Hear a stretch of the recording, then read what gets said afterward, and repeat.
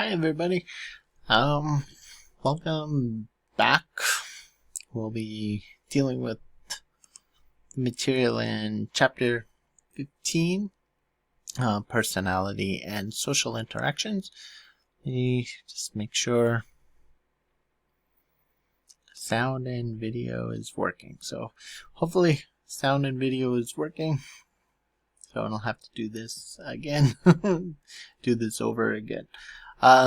So as I said, this chapter deals with personality and social interaction.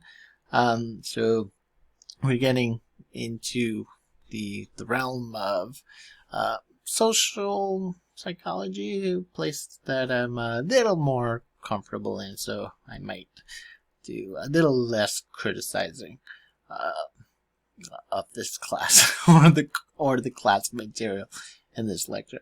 Probably not, but let's see how it goes.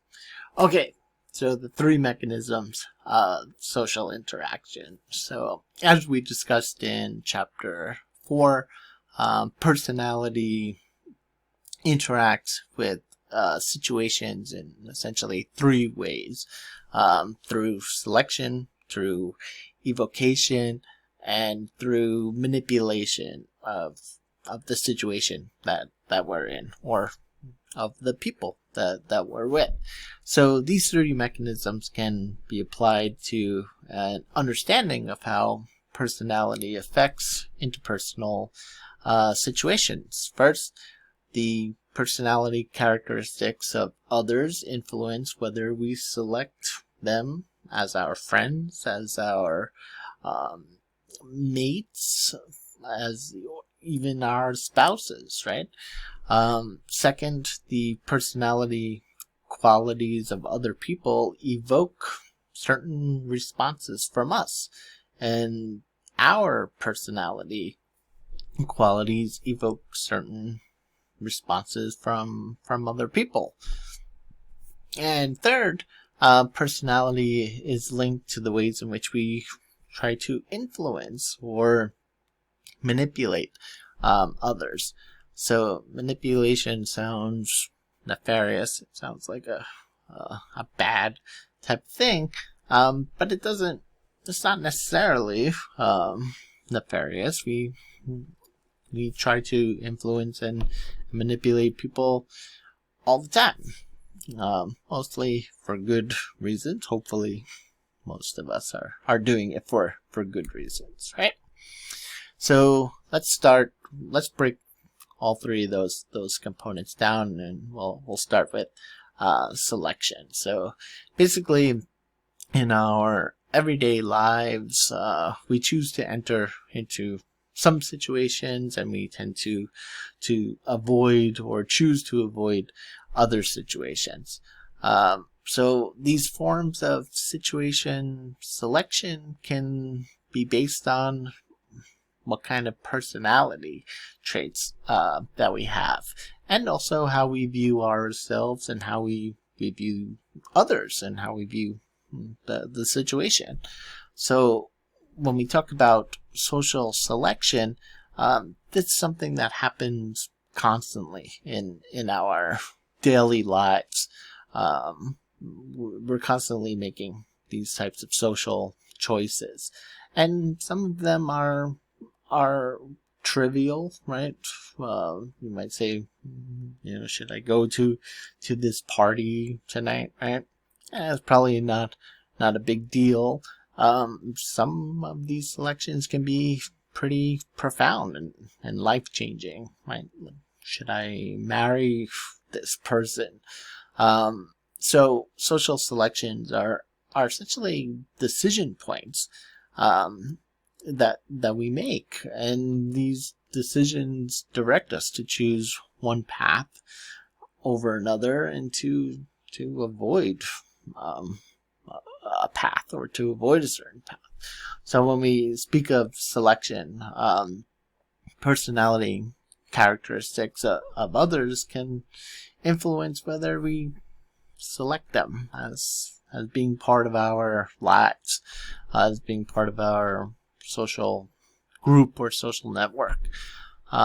and one's personality characteristics play a role in the types of situations we choose to or select to enter and stay in, right? As we said, one of the major type of selection decisions that we might have to make is whether we want to spend our lives, the rest of our lives, with somebody, in terms of marriage, let's say. So when it comes to mate selection, or not just mate selection, but spousal selection, let's say, this is kind of a dramatic example of selection of that component of the social interaction that we were talking about. So in terms of personality characteristics, we might ask ourselves, or we might ask or wonder, who do people seek out? Who do they select as potential mates? Well, there's a whole lot of research done on this topic. And if you take my social psych class, we have a whole chapter devoted to relationships. If you take my human sexuality class, we go into this topic and a lot other topics in much more detail.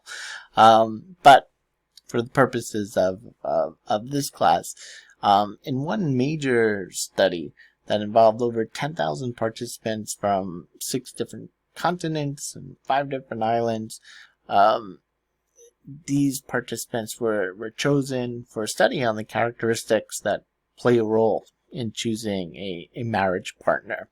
It included 37 different samples from 33 countries. So it was pretty comprehensive. Probably not randomly selected, of course, but still very diverse and pretty impressive sample size there.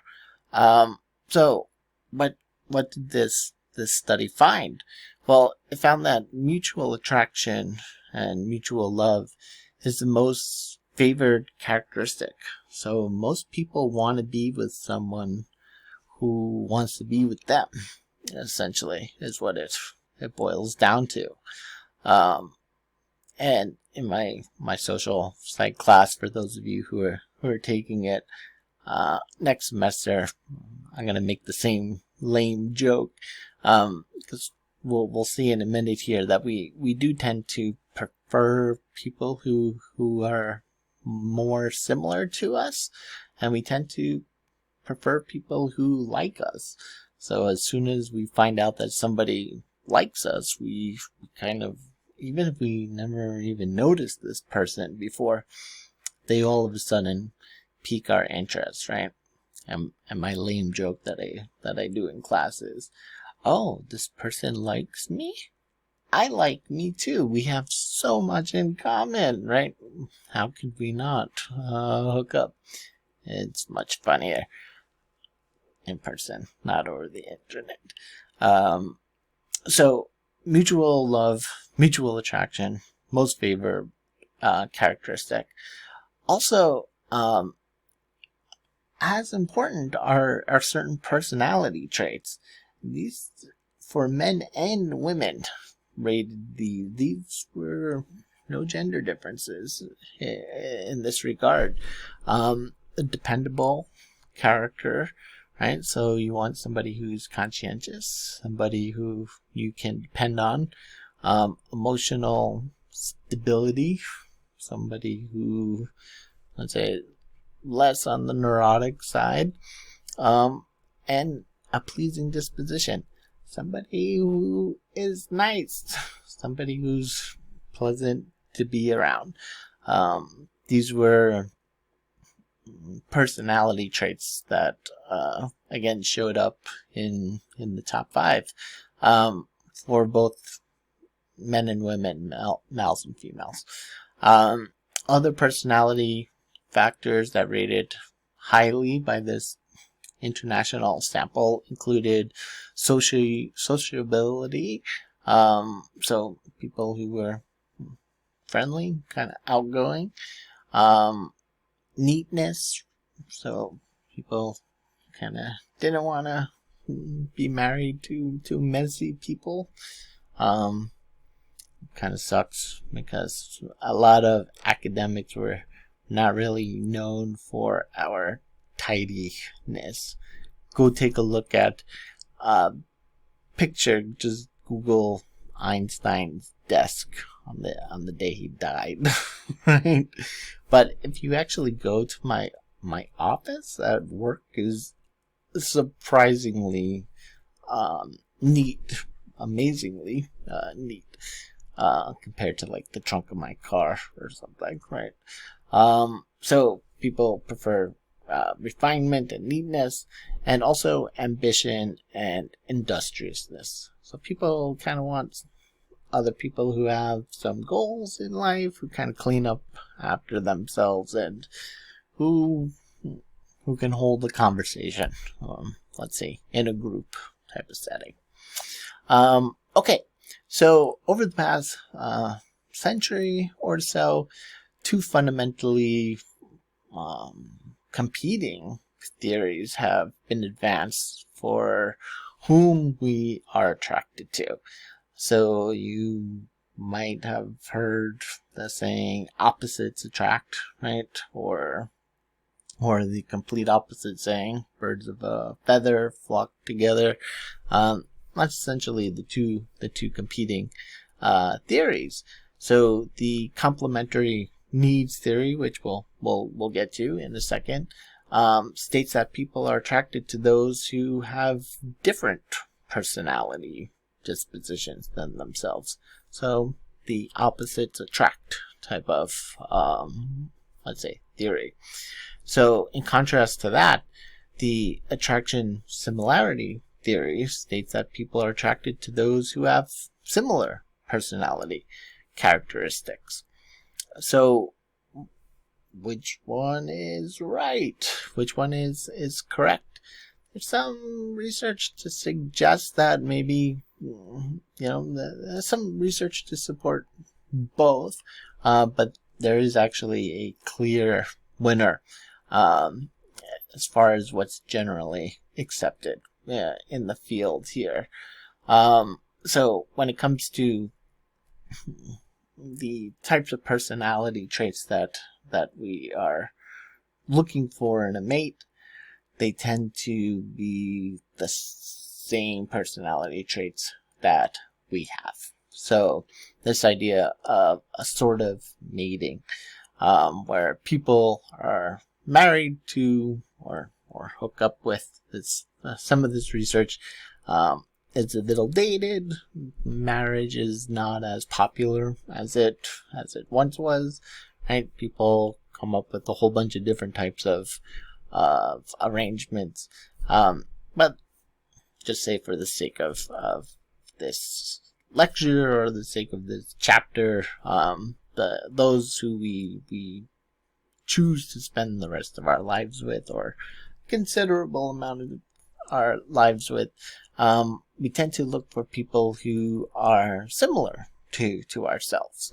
One of the questions that arise, though, is that are these correlations between our personalities and the people who we choose as our mates, as our partners, are they caused by active selection of mates who are similar, or are they byproducts of some other process, such as sheer proximity?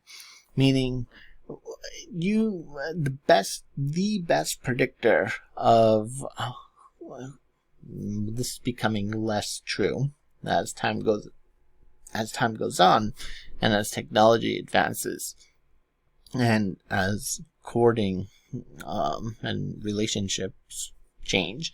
But still, the best predictor of who you're going to end up with is how close they live to you.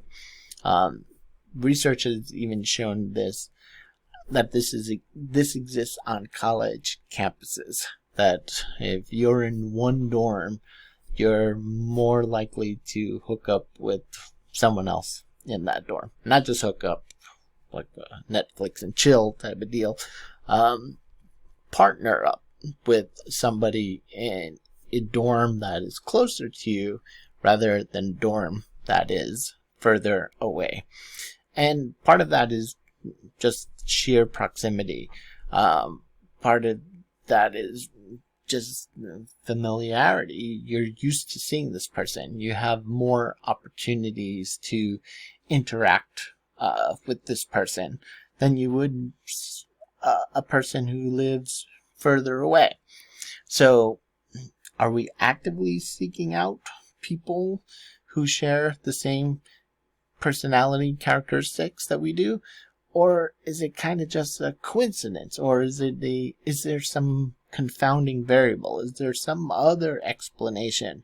Something, say, if we come from the same town, maybe we share the same personality dispositions, right? Who knows? So to answer this question, Bodwin and colleagues studied dating and newlywed couples, and they came up with some pretty interesting methodology. If you're interested to find out how exactly they came to the conclusions that we're going to talk about in a second, be sure to read your textbook. It's pretty interesting, pretty clever methodology that they came up with. But what did they find? Well, they found that correlated preferences for personality characteristics desired in a potential mate and our own personality characteristics. I kind of said that jumbled here. There is a strong correlation between preferences in personality characteristics for desired partners and our own personality characteristics. In other words, yeah, we seem to be choosing people who have the same type of personality characteristics that we do. And it's not just a matter of proximity or some other happenstance or coincidence. This seems to be what we're into. And if we take a look at some of the findings here, correlations were consistently positive. Now, some of these, if we take a look, are stronger than others, but there were positive correlations between spouses in the study, and these correlations are due to direct social preferences based on personality characteristics of those who they were selecting. In other words, these correlations were based directly on asking people, what do you want to have in a potential partner, right? So it wasn't just necessarily who they ended up with, which might get confusing or confounding, but a bunch of different variables in there that might account for why people are similar who hook up.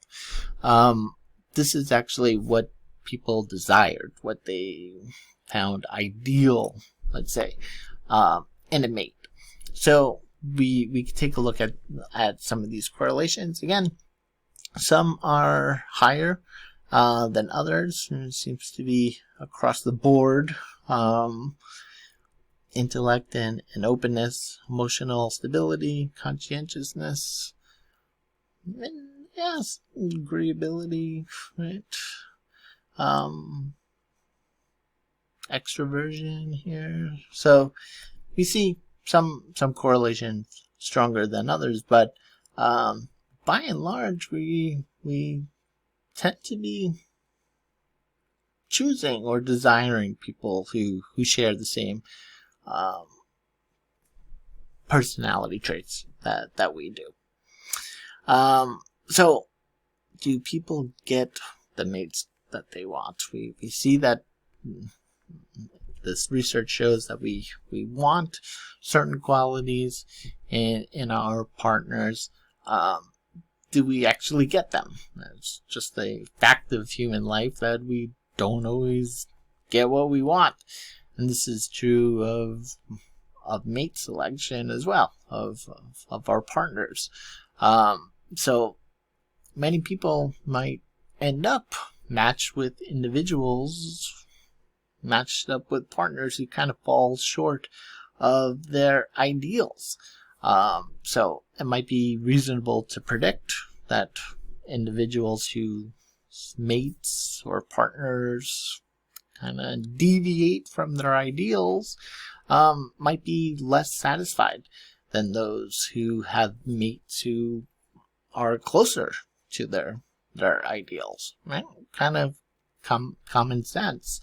If we want certain things in a partner, we should be happy if we get those things in a partner, compared to, say, those who don't have their ideals met, let's say by a partner. So when it comes to whether people get what they want, what does the research show? Well, there are correlations between preferences for ideal personality characteristics in a mate and the actual personality characteristics of an obtained mate. So, in other words, people seem to get the mates, get the partners that they desire, that they want, at least in terms of personality, by and large, right? So people seem to get the mates that they want in terms of personality. Exactly what I just said. I just read it there. And partner's personality had a large effect on marital satisfaction. So when it comes to the type of partners that we are hooking up with, by and large, we tend to get the partners that or the partners with the personality traits that we want, or at least that we think that they have them. When it comes to happiness in a marriage or in a partnership, long-term partnership, people are especially happy if they're married to partners who are high on traits such as agreeableness, emotional stability, and intellect openness, right? So remember that last trait there, I kind of took issue with. These come from the Big Five personality test. Nobody's really sure how to define that last trait, but let's just define it as openness for our purposes. So we tend to be more satisfied in marriages where people are more agreeable, so less fighting, more emotionally stable, so less moody, less mood swings, and open to new experiences, open to new things. Like I said, if you take my human sexuality class, we will definitely talk more about that aspect of a satisfying marriage or long-term partnership there. Okay, so difference scores between partners' personality and one's ideal for that personality did not predict happiness differences in scores between partners' personality and one's ideal for that personality. This seems to be saying the same thing twice there. So, in other words, even when we end up with people who might not match our ideal, it doesn't necessarily have an effect on, or a direct effect on happiness in a relationship. It's these emotional traits, or these personality traits rather, that are the best predictors of whether or not we're going to be happy in a long-term relationship. So just make sure that I mentioned everything here.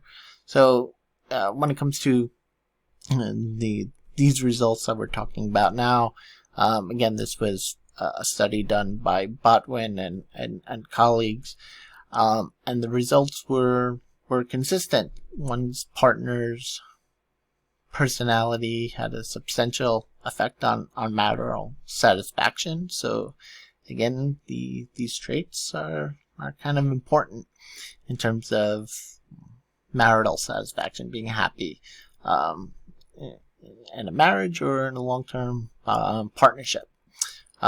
Specifically, people were especially happy with their relationships if they were married to partners who were high on agreeableness, emotional stability, and openness. So I think I basically covered it. I was just taking a look at my notes to make sure I said everything I wanted to say here. Okay, so clearly, not all relationships are going to last, right?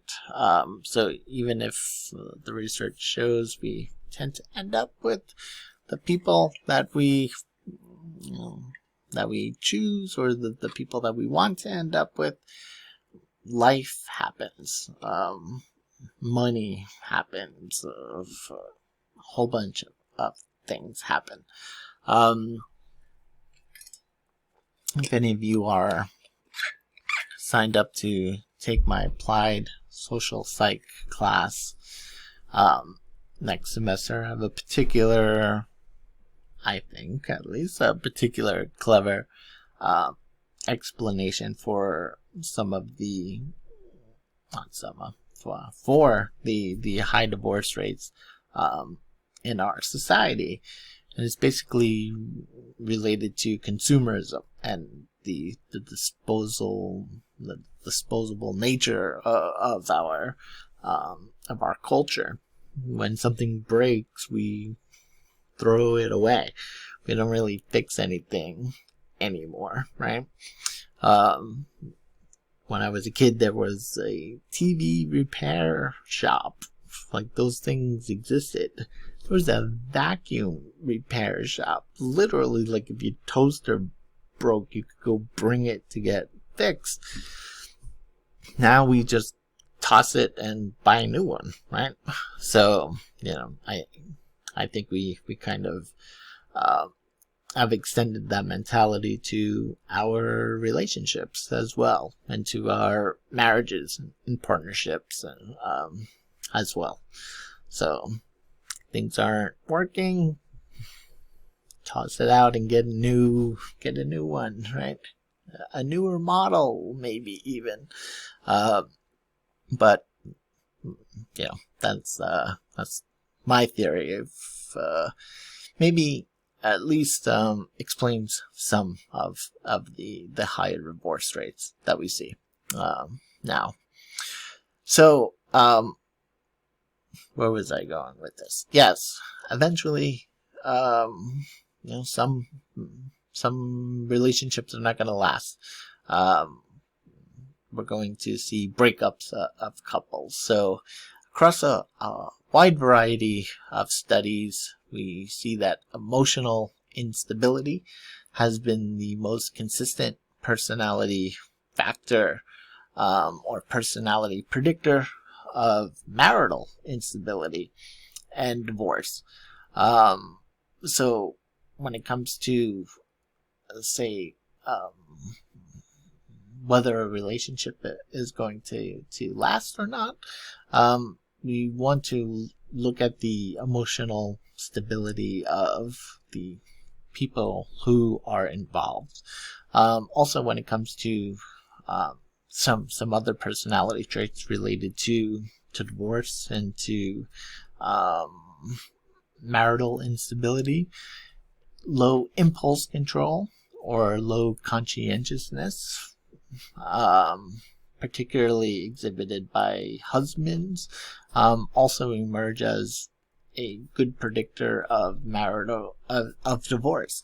Low impulse control and low impulse control among husbands typically is associated with abuse towards their partners, their wives. Low conscientiousness in husbands is typically associated with marital affairs.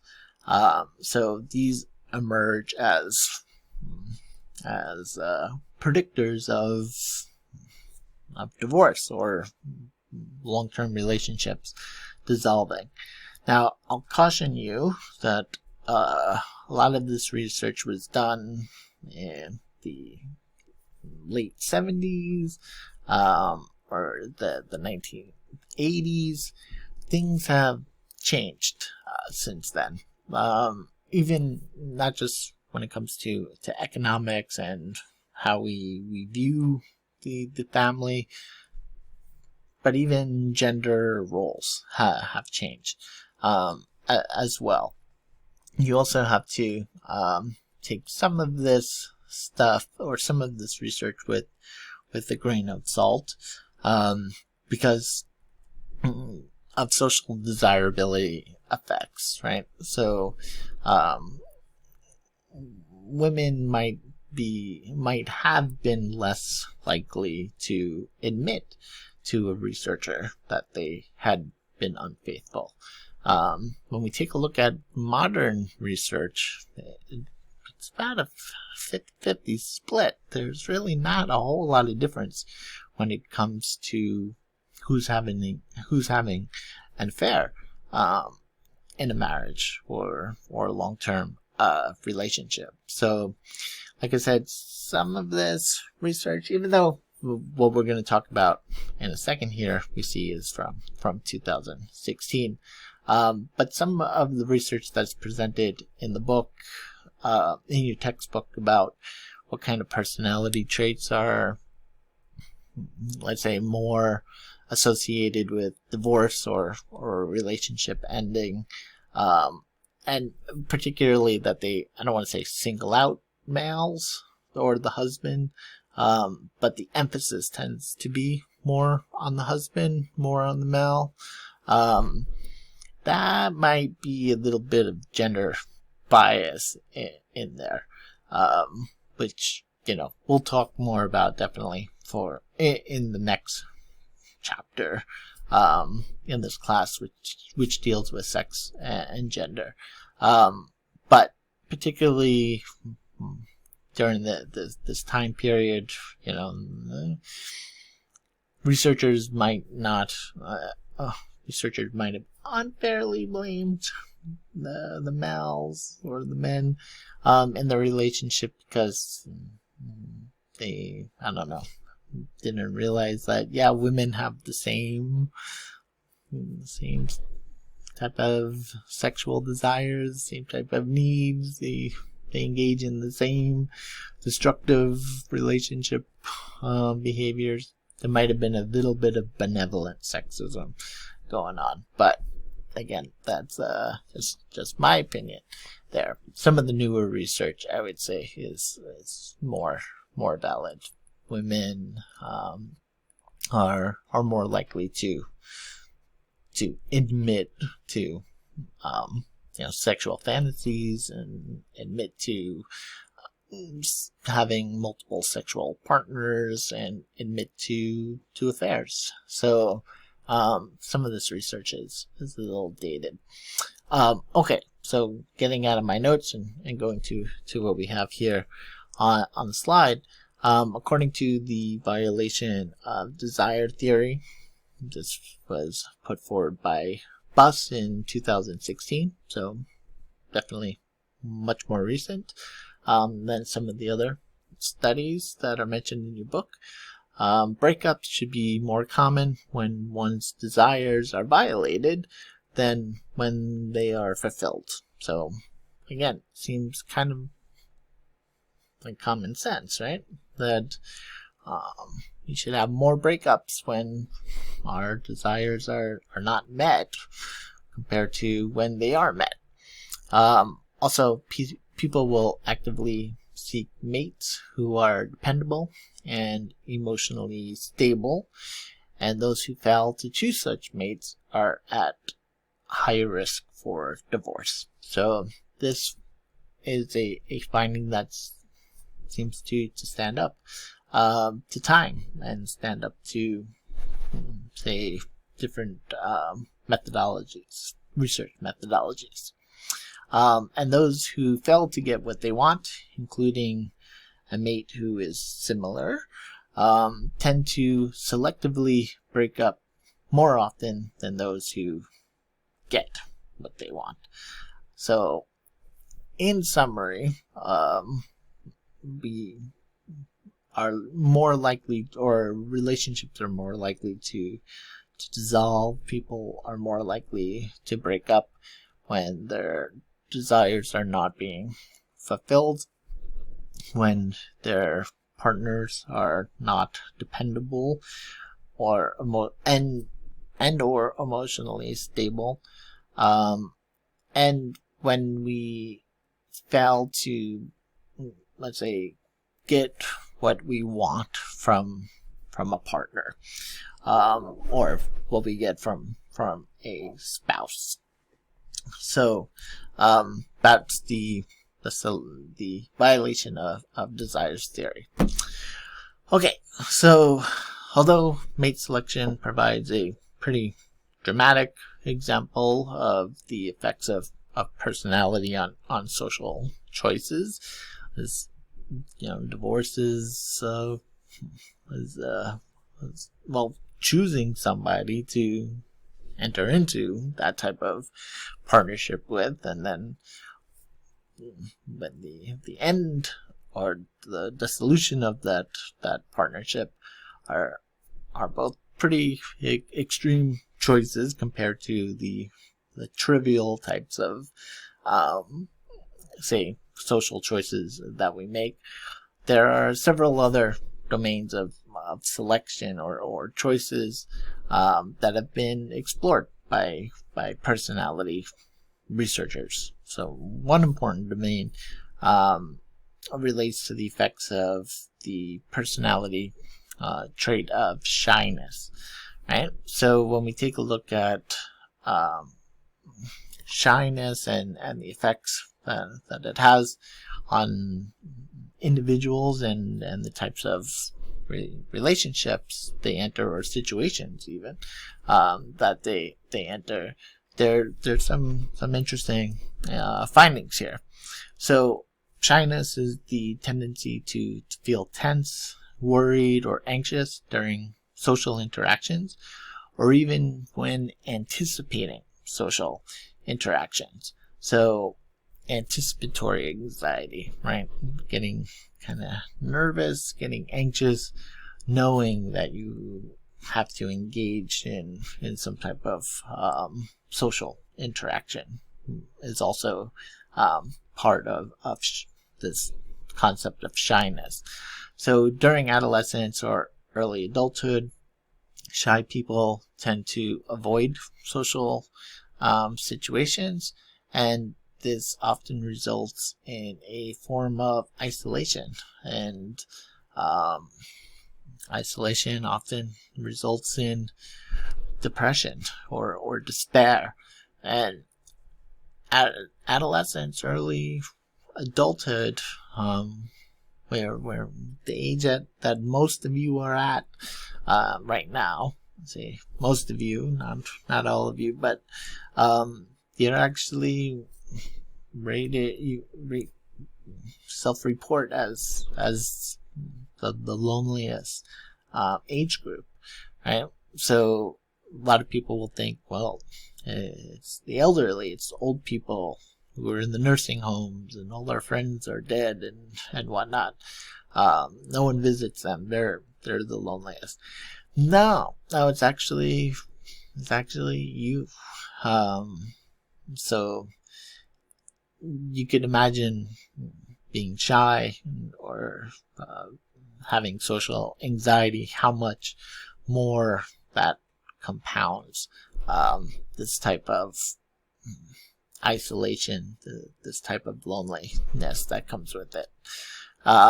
When we take a look at how shyness affects behaviors, research shows that shy women are less likely to go to a gynecologist and are less likely to bring up contraception with their potential sexual partners.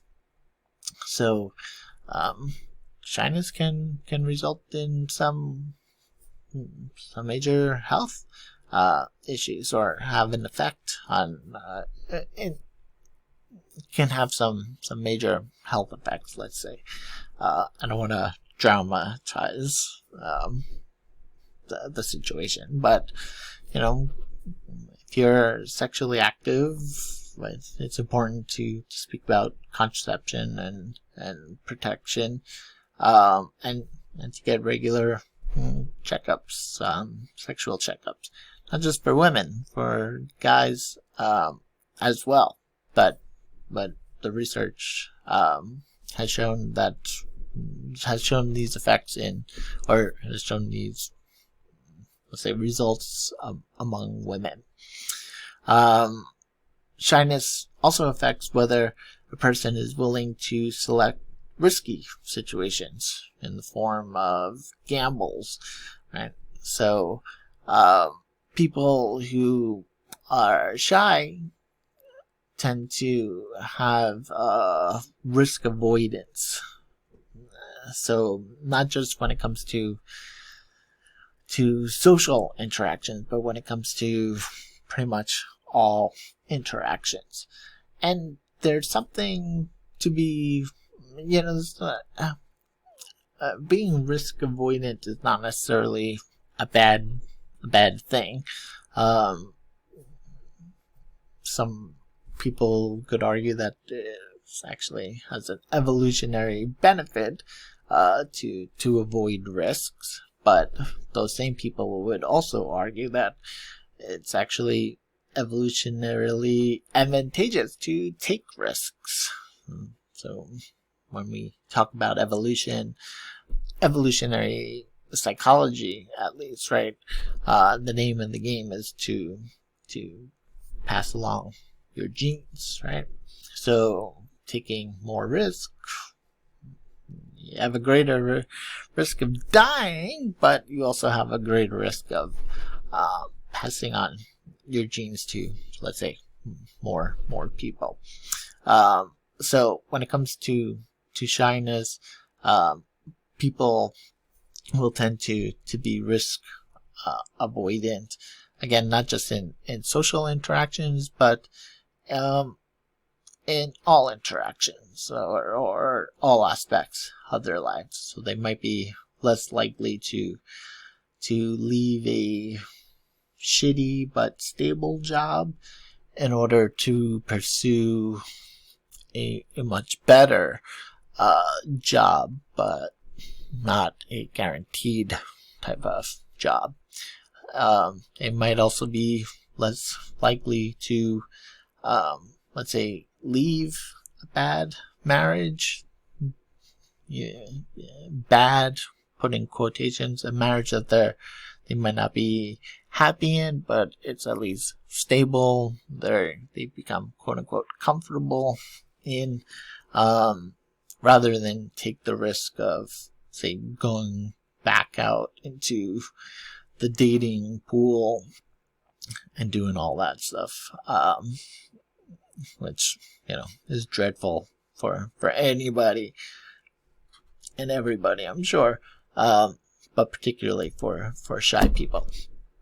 Okay, so there's a wide variety of other personality traits that have shown to affect our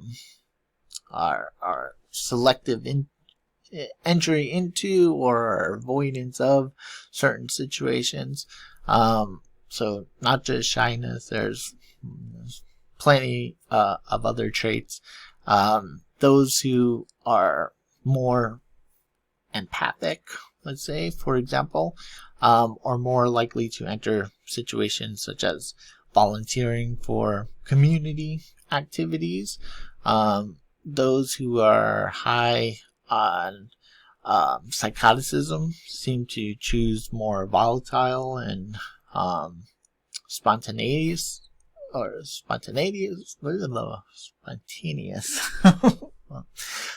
situations more than, say, formal or stable situations. Those high on Machiavellianism, which we'll talk about in a moment here, prefer face-to-face situations. This is perhaps because these face-to-face interactions offer a better chance to basically manipulate and exploit other people. We all influence and manipulate other people, but people who have this Machiavellian trait are particularly brutal about it, which I don't want to jump too far ahead. But point being, there are a number of personality traits that will influence, let's say, our selection of social interactions or social situations that we wish to engage in. But once we do select to engage in these situations with other people, when we do select other people to say become part of our social environment. Second process that comes into play is the evocation of emotions or evocation of reactions from other people. So a personality characteristic, let's say, we have might evoke a particular response from someone else. Let's say if we go into a social situation, very aggressive, very hostile, we might bring out a aggressive, hostile reaction from the people that are in that situation. Likewise, in contrast, if we went in with a very gregarious and open, kind type of attitude, right, we might evoke the same type of response from those people, from the people that are in the room. So when we talk about evocation, we're talking about the ways in which the different features of personality elicit reactions from other people. So again, once we select others to occupy our social environment, to occupy our space, the second process is set in motion.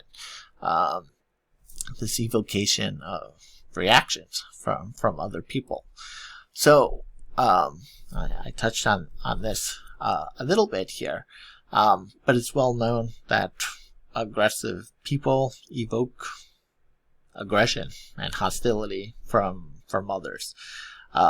So there's a saying, and it's a true saying, but I've done crisis counseling long enough to say, let's put an asterisk next to that. But there's a saying that goes, depression isn't contagious, right? And that's meant to encourage people to support others who are suffering from depression, who are going through a hard time. But the fact of the matter is, depression can be contagious. Just like happiness can be contagious, right? If you are around someone who is constantly depressed and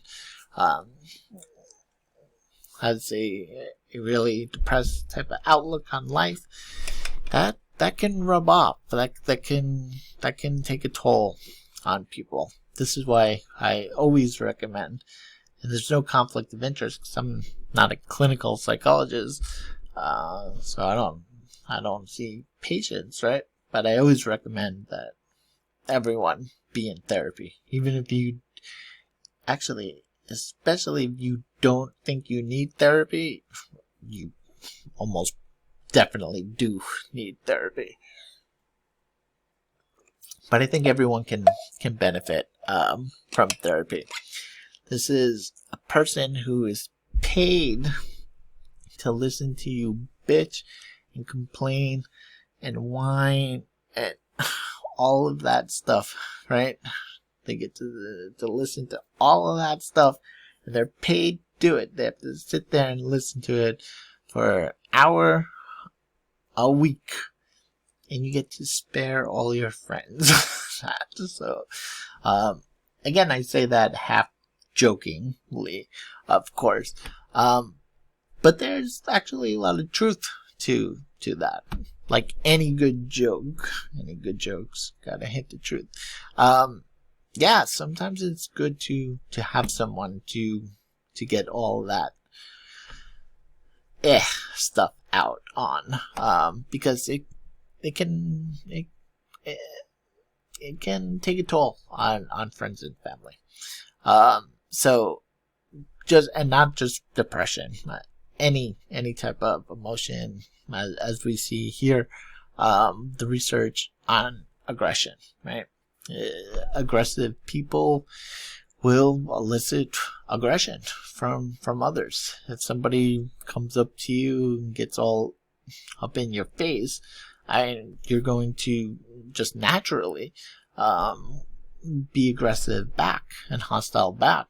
Part of it might just be your limbic system kicking in, saying this person's a threat. I need to fight them, right? So when we take a look at this trait of aggression, essentially people who are aggressive tend to expect other people to be hostile towards them.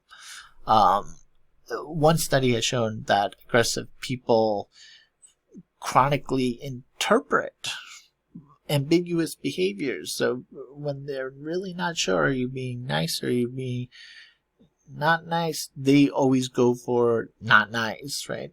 So ambiguous behaviors, unless you're really laying it on thick about how awesome they are and how happy you are, they will likely interpret these types of ambiguous behaviors as being hostile. So if you just accidentally bump into somebody, they might take that as a hostile, that you committed a hostile act against them, that you intentionally did this. So we call this type of thinking the hostile attribution bias. So again, this is the tendency to infer hostile intent on the part of others in the face of uncertain behavior. So if somebody bumps into you, chances are it was an accident, right? Sure, there's sometimes somebody might do it intentionally out of aggression, but that's typically not the case. But people who have high aggression as a personality trait will interpret seemingly benign actions as being hostile. What ultimately happens is that they go in expecting people to be hostile towards them, and their hostility actually brings out hostility and aggression from other people. So they almost get, quote unquote, proven right? So we call this a self-fulfilling prophecy. if you go into a situation expecting people to be aggressive, so you're acting aggressive towards them, yeah, they're gonna start acting aggressive back to you. And then you could say, hey, I knew it all along, right? I knew they were gonna be assholes to me. I knew they were gonna be aggressive. Well, they weren't gonna be aggressive until you went in there acting all aggressive, right? So, self-fulfilling prophecies can be pretty powerful here. Okay, so let me make sure I just cover everything. So, because they expect others to be hostile, aggressive people treat others aggressively. Well, this is basically exactly what I just said. So, just by acting aggressively, they can elicit aggression back and kind of support their expectation of everyone being aggressive, right? Okay, so evocation of anger and upset in partners. So there's at least 2 ways in which personality can play a role in evoking conflict in close relationships, let's say marriages, partnerships, what have you. The first is a partner can perform actions that cause an emotional response in another person. So let's say a dominant partner might act in a condescending way, or in a high-handed manner, holier than thou type of manner, and this will chronically evoke their partner to be upset, or say what the research shows that a husband low in conscientiousness might neglect their personal grooming, and constantly throw their clothes all over the floor, and that might affect or upset their partner. So in other words, a person's personality characteristics can evoke emotions in others through the behaviors they perform, through the actions that they engage in. A second form, though, a second way of evocation occurs when a person elicits actions from another that in turn upset the original elicitor. So, as an example, an aggressive man might elicit the silent treatment from his partner. So that in turn upsets him because, let's say, his partners won't speak to him. Another example, let's say a condescending wife might undermine the self-esteem of her spouse, and then become angry because that person, their spouse, lacks self-confidence, lacks self-esteem. So we can essentially either evoke these types of upset feelings from our partners directly or indirectly, essentially, is what it comes down to. So a person can perform actions that cause emotional responses in their partner. I can just be an asshole and make my partner upset. Or a person can elicit actions from others that in turn upset that person. So I can be an asshole to my partner, and then my partner is an asshole to me, and now I'm upset that they're being an asshole to me. It's essentially what this is coming down to. The 2 ways that we can piss off our partners, right? That we can cause volatility in a relationship. We see a study by Buss. This is 1999 1991. A little dated here, but this was a study on the role of personality on evocation of anger and upset in married couples, and the study assessed personality characteristics of husbands and wives. Again, we're 1991. We're just going to assume that these were all heterosexual, opposite sex marriages that were studied. And the strongest predictor of spousal anger were low agreeableness and emotional instability in their partner.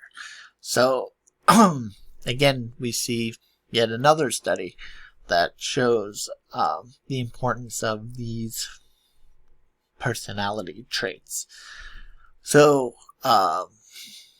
we even saw this in the 2016 study, agreeableness and emotional stability.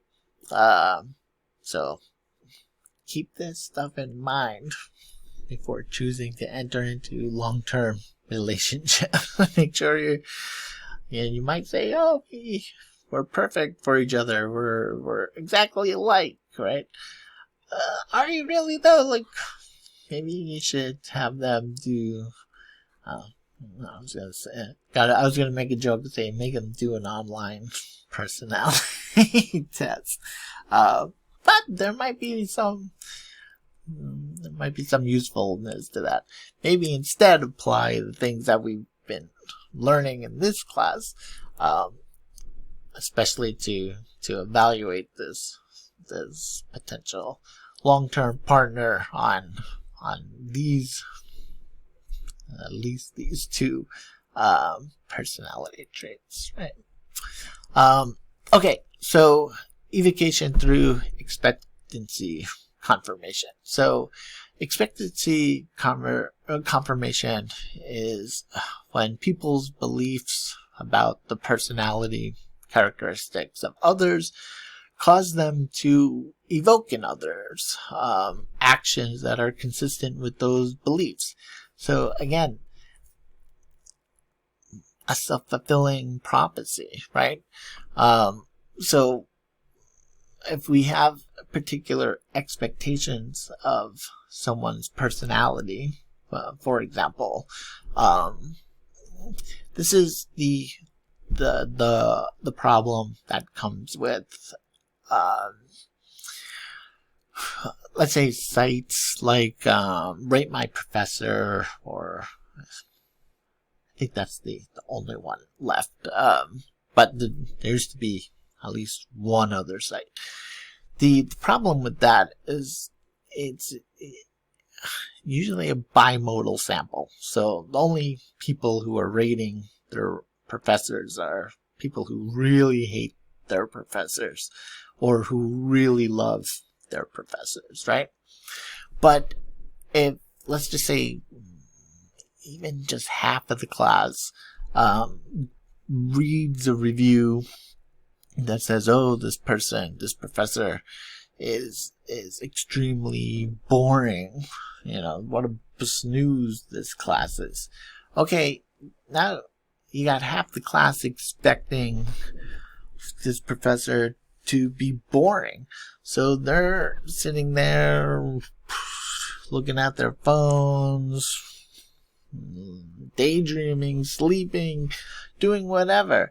And the professor sees all of that happening and says, shit, they're bored. Like, whatever I'm doing is not working, so let's just get through this material, right? Okay, your actions basically just made that professor boring, right?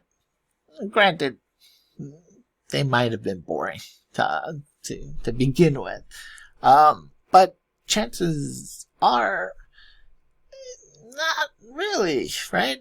There's a good chance, at least, that you elicited that response. If right, my professor says that the website says that a particular professor is, really strict and kind of rude to students. Well, then you're likely to maybe be a little standoffish with that professor, because you're expecting them to be rude and to be mean to you, right? So now the professor's like, yo, dude, what's up? Why you got this student in front of me is just acting all uppity and shit? Like, okay, right? We're human too. If you come in hostile, we're gonna, well, not, don't take it from me, take it from all the research we just talked about. So basically what I'm getting at is that,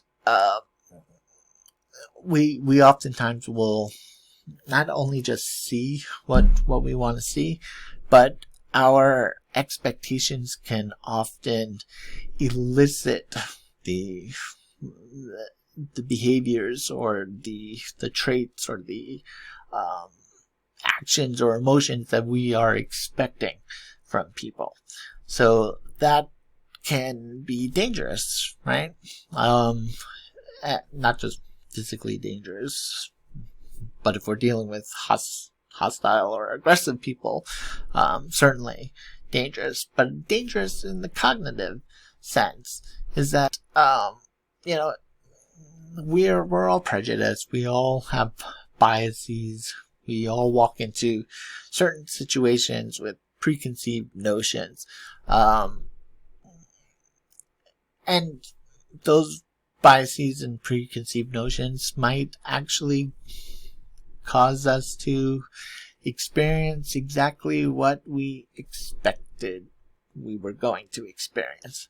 But we might have experienced something completely different if we didn't have those biases or prejudices. How to get rid of biases and prejudices? Well, you gotta take my social psych class. But short answer is you can't. You can't, right? This shit is really deeply ingrained in us. I'm not gonna say you can't. It's just a lot of work. I mean, tons and tons of social programming that you have to undo. You would have to devote the rest of your life to undoing it. What we can do, though, is be aware that we're prejudiced, that we're biased, and we can act accordingly, right? So it would be a great, wonderful world if we can do away with bias and prejudice, but there's an argument that to be made that those things are byproducts of evolutionarily beneficial behaviors. It just sucks that, if we're not living in the caves anymore. We're living in a modern society where we have to deal with lots of different people who are not like us. But those same processes that might have helped us evolve as a species are detrimental to us now as a species. But let me get back on track here. So when it comes to expectancy confirmation, if somebody acts a certain way, you should think about, maybe, or you should think about what if you did some stuff that might have made them act in some way. If you were expecting them to act that way and you say, yep, that's how they were, maybe you actually had a part in the way that they act, right? You might have played a role in bringing that type of action or reaction. out of them. So Snyder and Swan, 1978, found that people's beliefs led them to behave in an aggressive manner toward an unsuspecting target, which made the target behave in a more aggressive manner, thus confirming their initial beliefs. Again, self-fulfilling prophecy. So this is an experiment where people were basically told, you had different groups of subjects, right? Had one individual and said, yeah, you're going to meet another participant who's a real asshole. They're pretty aggressive and hostile. Just try to deal with them for the study, right? Let's get through the study. So this person goes and meets this person expecting them to be aggressive and hostile, and lo and behold, they turn out to be aggressive and hostile. Well, yeah, it's because of the way that person treated them. So we got to be careful about that. Always treat people the way that you want to be treated. Yeah, that could be hard sometimes. So taking the high road is not easy all the time, right? And we're all gonna mess up here and there. Okay, so once we have our social environment selected, evocation does not exhaust the set of processes that link personality to the world. We have another process here, manipulation or social influence. So, as I said before, manipulation doesn't have to be malicious or nefarious. We try to nudge people all the time to try to influence people. That's just what we do as humans. Part of our day-to-day interactions, right? So when we speak of manipulation, personality is linked to the ways in which we try to influence or manipulate others.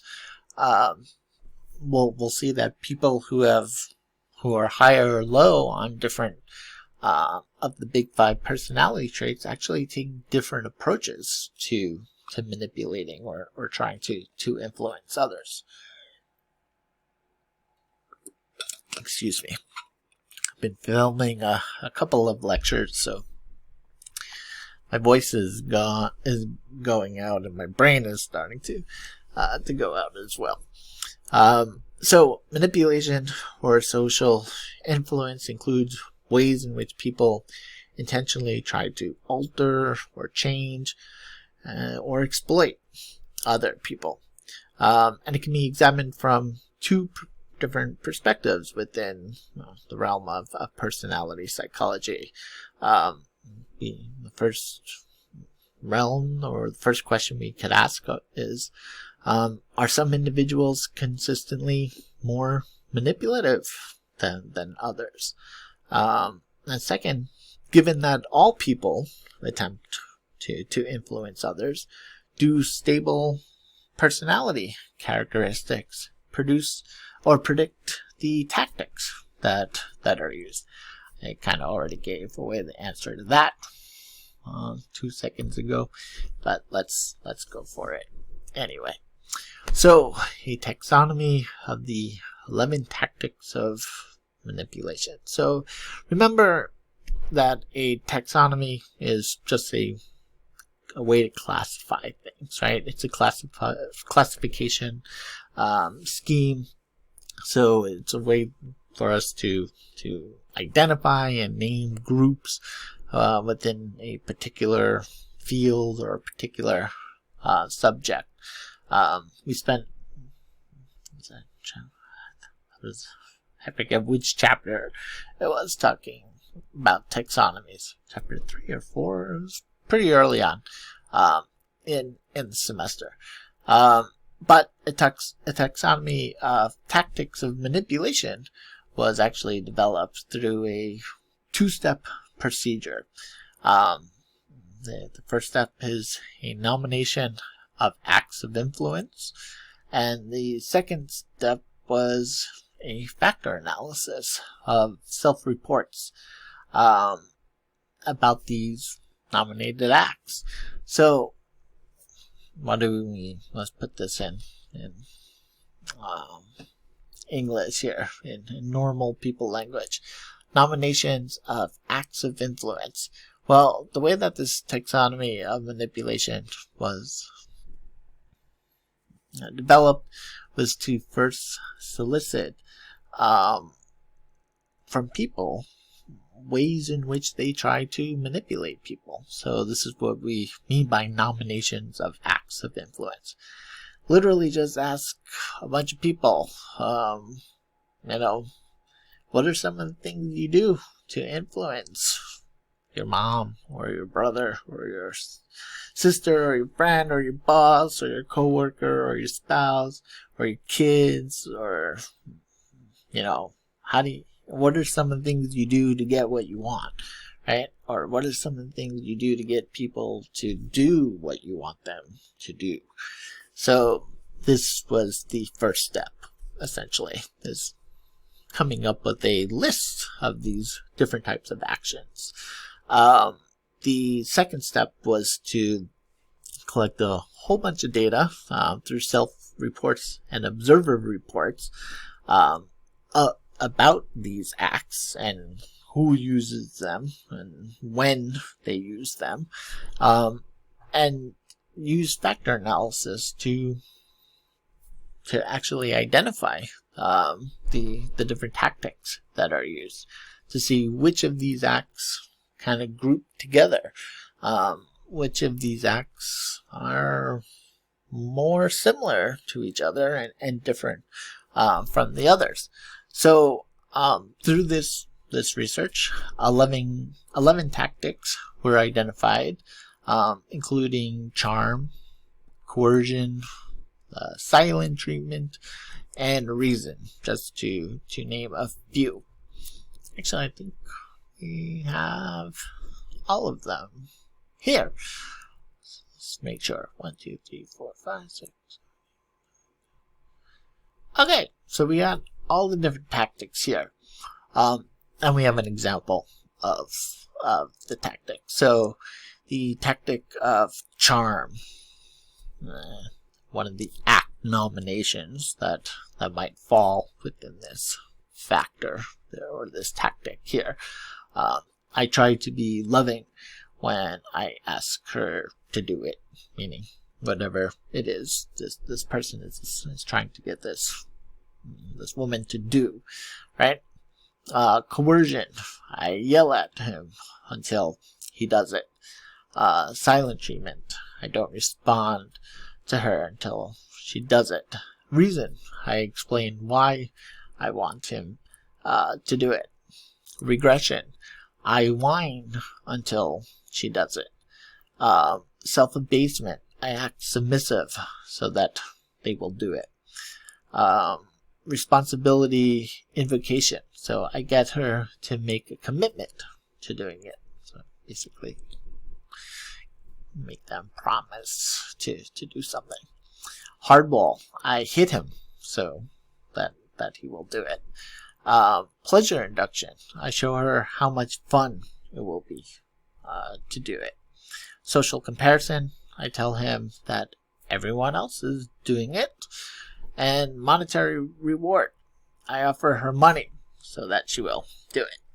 Right? So these are the 11 different tactics of manipulation that have been identified through research and factor analysis. We always say,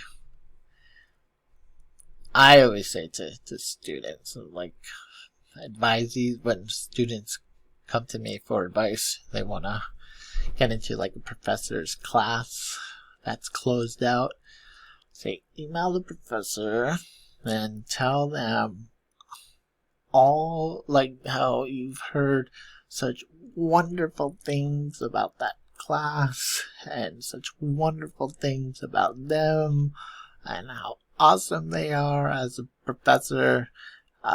because flattery gets you everywhere, my friends, right? So, I shouldn't teach you how to be manipulative, but out of all of these, charm seems the nicest, right?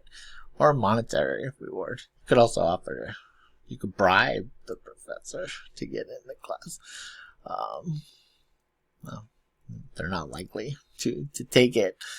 But charm, why not, right? And little niceties can go a long way, right? No harm in that. Again, compared to some of these those are not good. Not good. Okay, so when it comes to sex differences, do men and women differ in their usage of these tactics?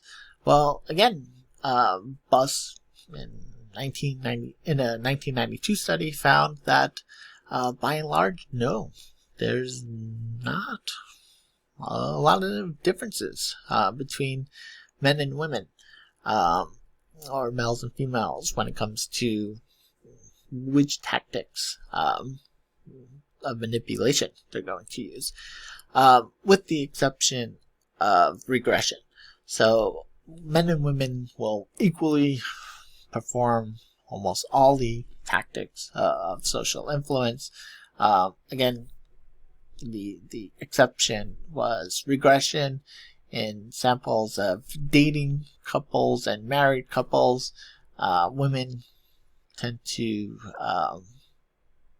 or women more than men, reported more frequent use of regression, including crying and whining and pouting in order to get their way. But the effect was actually quite small. It was a statistically significant difference. But yeah, no, men, guys can be whiny and pouty. We do this too, right? So when it comes to tactics of manipulation, by and large, yeah, no sex or gender differences, however we want to think of these, except for maybe regression. Small difference, or women slightly more likely than men to use that tactic. Okay, so personality predictors, tactics of manipulation. So certain personality types, people with certain personality types, more or less likely to use different types of manipulation tactics.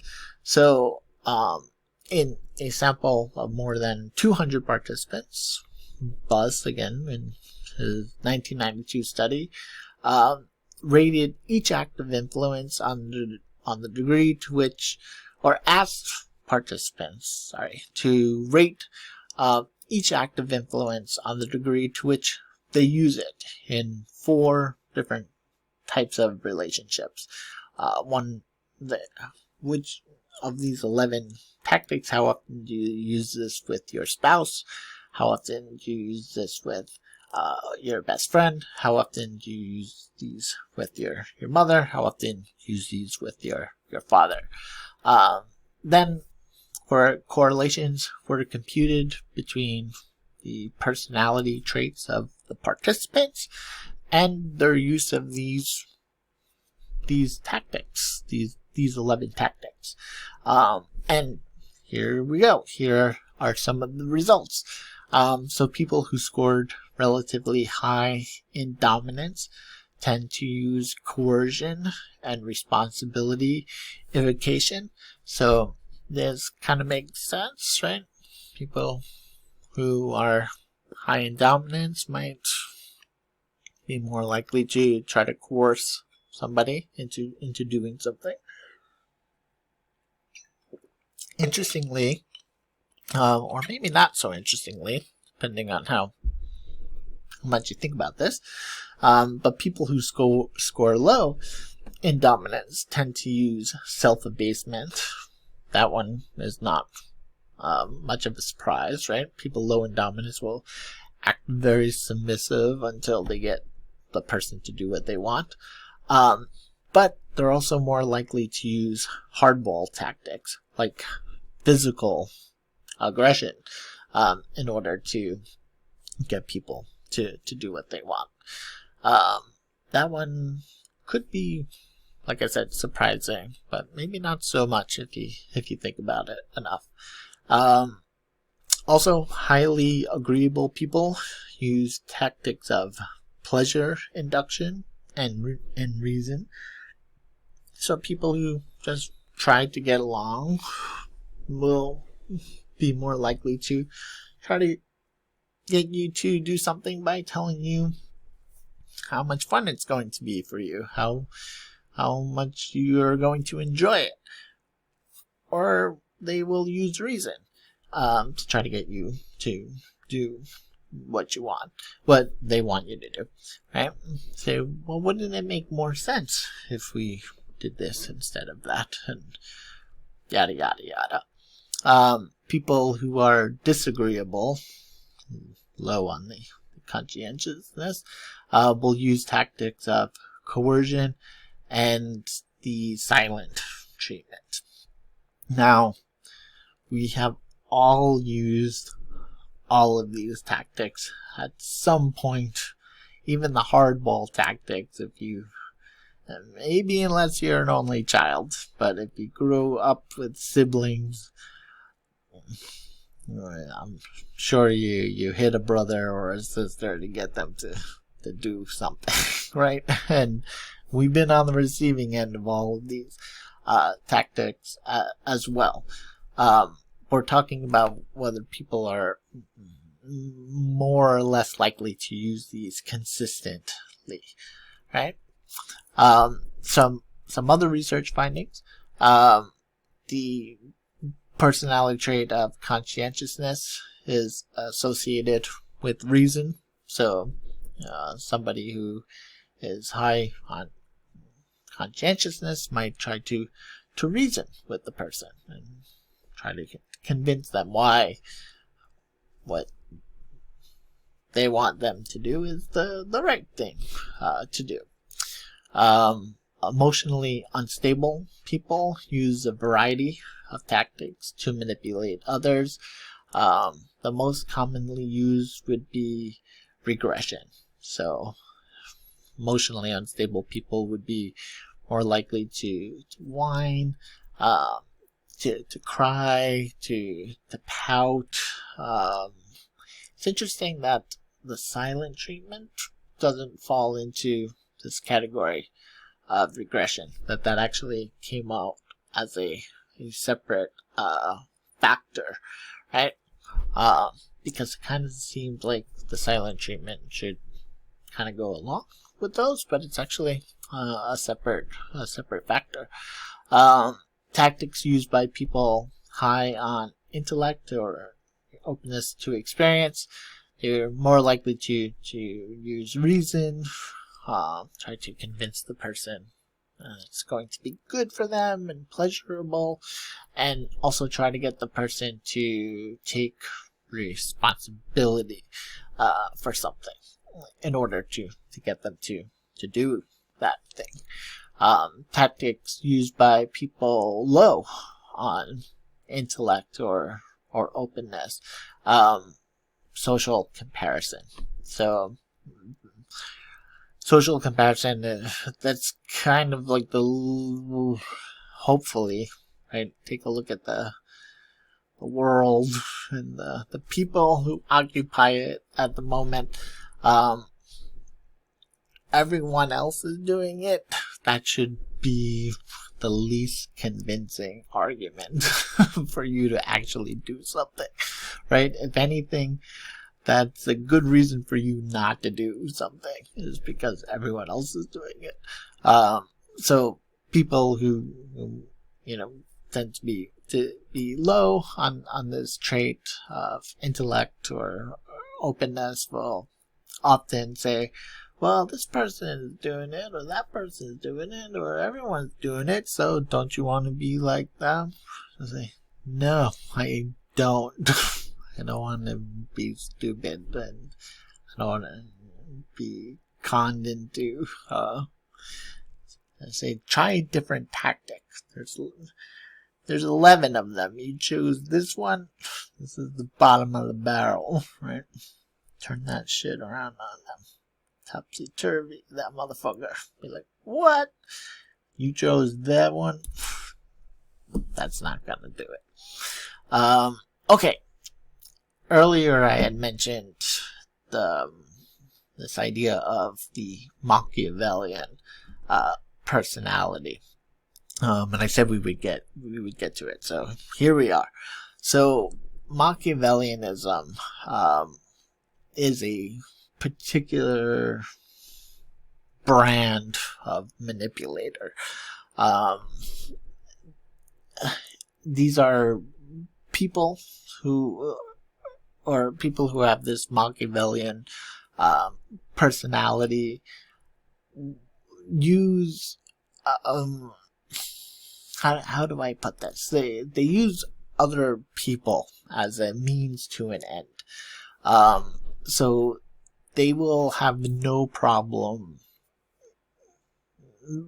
completely turning on you, completely stabbing you in the back. It's not there's no sense of loyalty, or you're just there to further their goals or further their desires. So we tend to think of that as psychopathy, right? This lack of empathy, or psychopathy, or sociopath, right? This lack of empathy. People are disposable. People are there just as, again, a means to an end. What makes them different than, say, the rest of us is like, yeah, we're all manipulative. We all use those tactics, those 11 tactics. These people are a special breed of manipulators. People who score high on Machiavellianism, called high max, select situations that are loosely structured and don't have a whole lot of rules that would restrict them from deploying their strategy. So they tend to thrive in kind of relaxed environments and relaxed workplaces, or they tend to thrive when there's a power vacuum, when there's not a clear leader, or when there's not say clear rules of how people should be behaving. This is when they are able to most effectively use their manipulative skills. So high max tend to evoke specific reactions from others, such as anger and retaliation for having been exploited. I'm sure we have all, and if you haven't been exploited, unfortunately, hang on, it's likely to come. It's just kind of a fact of life, that we've been used. We've all been used. It's not a good feeling. We don't like that, right? And people who are high in Machiavellianism will constantly use people. So they tend to elicit a lot of anger and retaliation. Once people realize that they're being used, or once they're done with you, once they've used you, you've served their purpose, they cast you aside. They're done with you. High max influence or manipulate others in pretty predictable ways, using tactics that are exploitative, self-serving, and deceptive. So you will encounter these people. They're in every field. They're in academia. There's plenty of them here, and sometimes you have to kind of get burned by one of these people to be able to identify them in the future. So, when the time comes, like gum, that you get burned by one of these. Just that as a learning experience. Identify all the red flags, so you can see clear next one who comes around. Okay. So when it comes to they also tend to be narcissists, not as much as that, right? But when it comes to this trait of narcissism and social interaction, those who are high on narcissism are exhibitionists or exhibitionistic. They tend to be grandiose, self-centered, interpersonally exploitative. So we've all encountered a narcissist. We might be a little narcissistic ourselves, right? So we tend to, let's say, know a narcissist when we see him, I guess, is kind of what I'm getting at. When it comes to selection tactics, who do narcissists want to engage with, right? Who do they select to be part of their environment? Well, they tend to associate themselves with people who admire them and who will reflect their positive view about themselves. So they tend to surround themselves with ass kissers, brown nosers, right? When it comes to evocation, this exhibitionism actually splits people in terms of how they feel. So narcissists are out there, right? They're exhibitionists, and not necessarily in the sexual way. I'm talking about center of attention type of behavior. And this again tends to split people. Some people will view narcissists as brilliant and entertaining and want to be around them, right? Other people will see them as obnoxious and selfish and kind of like, ugh, no thank you, like, jeez, extra as fuck, right? Like, take it down a notch.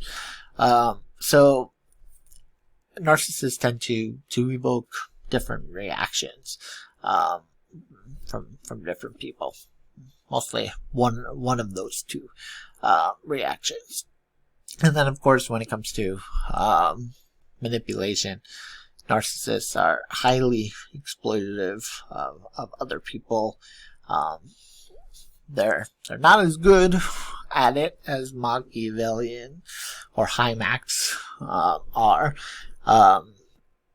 Narcissists, again, people tend to, by and large, see them for what they are, but not always, right? Or sometimes even people who see them for what they are, but they still are the center of attention. They're still getting friends, and they're still getting attention, and they're still getting, people might still want to associate with them. So there's plenty of opportunity for narcissists to be manipulative and to influence others. Okay, so to summarize this chapter, personality affects the ways in which we interact with others in our social world. We select people and environments. We choose the social situations to which we're going to expose ourselves. We choose the people to which we're going to expose ourselves. And according to personality psychology, personality plays a key role in that selection process. Also, we evoke emotions and actions in other people.